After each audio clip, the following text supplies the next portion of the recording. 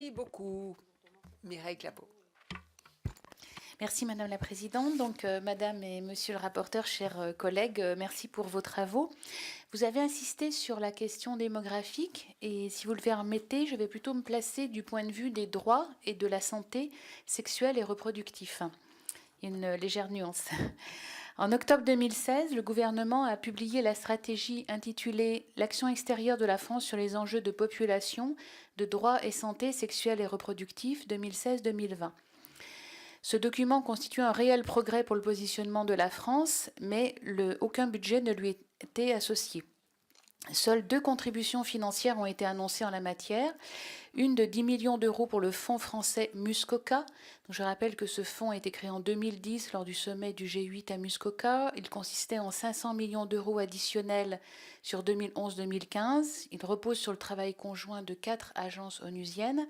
Et au titre de 2017, donc 10 millions d'euros pour une action soutenue sur 8 pays d'Afrique francophone. L'autre annonce a été 1 million pour le Fonds des Nations Unies pour la population, le FNUAP. La question c'est est-ce que ces 2 engagements isolés sont suffisants? En effet, ces questions de droit et santé sexuelle et reproductive, à la croisée des priorités du président de la République en matière d'aide au développement que sont la santé, l'égalité femmes-hommes, l'éducation, devraient être une priorité.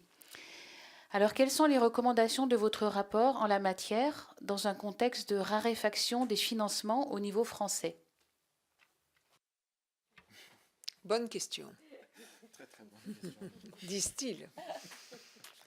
Et je suis sûre que les réponses vont être excellentes.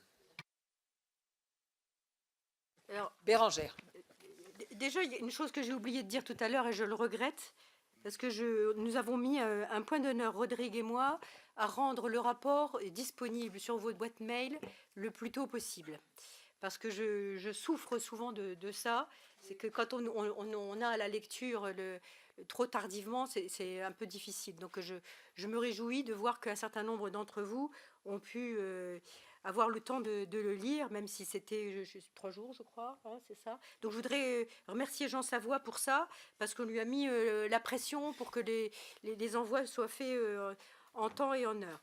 Donc moi je partage, Mireille Claveau, je partage complètement vos priorités.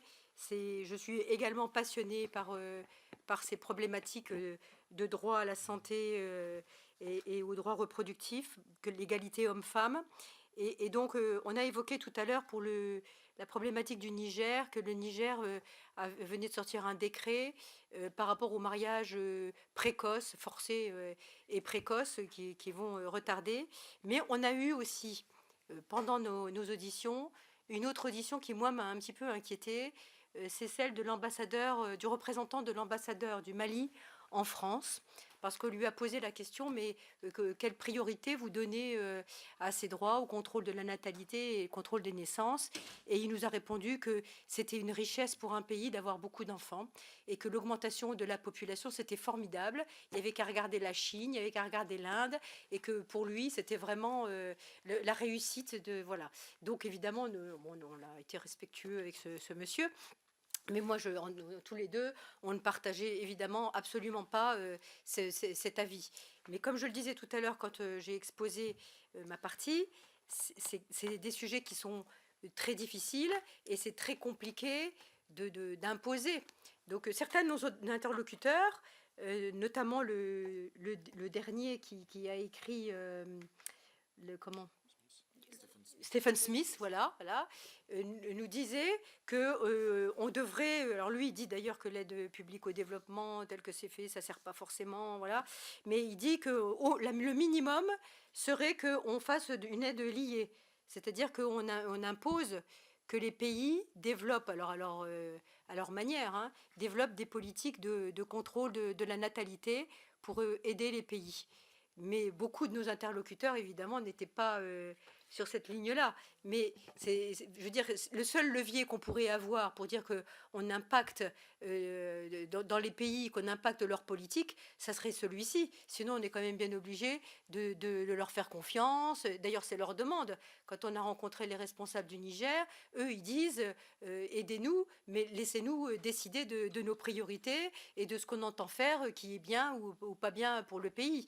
Donc c'est un sujet qui est compliqué parce que je pense qu'on est très conscient que de faire du développement quand les femmes ont 7, 8, voire plus d'enfants dans leur vie reproductive, on sait très bien que ça empêche le développement, mais jusqu'où on peut aller pour demander à ces pays de mettre en place des politiques. Moi, enfin, c'est une vraie question très difficile à laquelle on n'a pas vraiment répondu.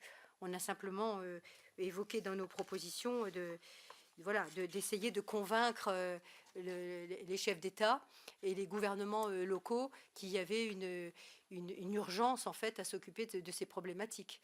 Voilà. Ensuite, il y a ce que je disais, c'est-à-dire les moyens qui sont donnés aux ONG localement, parce qu'il y a des femmes qui veulent contrôler. Il ne faut pas croire, mais il y a une proportion non négligeable de femmes. Si on leur propose d'accéder à une contraception, elles le feront. Mais pour celles-ci qui veulent, on ne le fait pas correctement, faute de moyens continus sur le terrain. Donc c'est ce que j'expliquais. Il faut vraiment qu'on préserve les fonds qui sont donnés pour cet objectif. Et il faut vraiment que nos politiques soient durables, continues, que ça n'aille pas en dents de scie, que les centres de soins dans lesquels on dispense la contraception soient toujours présents et que ce ne soit pas seulement au moment où on développe un programme. Donc voilà, je ne sais pas si j'ai répondu à la question, parce que la question, elle est très complexe. Je ne sais pas si elle a une réponse, d'ailleurs. Bon, c'est une question même plus que politique, c'est une question humaine, voilà, qui touche à l'intimité, non seulement des personnes, mais presque des pays au travers de leur politique. Donc c'est compliqué. Voilà, moi j'ai une vraie conviction par rapport à l'utilité de faire ça, mais de là à mettre en place des aides liées, comme a pu nous le dire Stephen Smith, bon...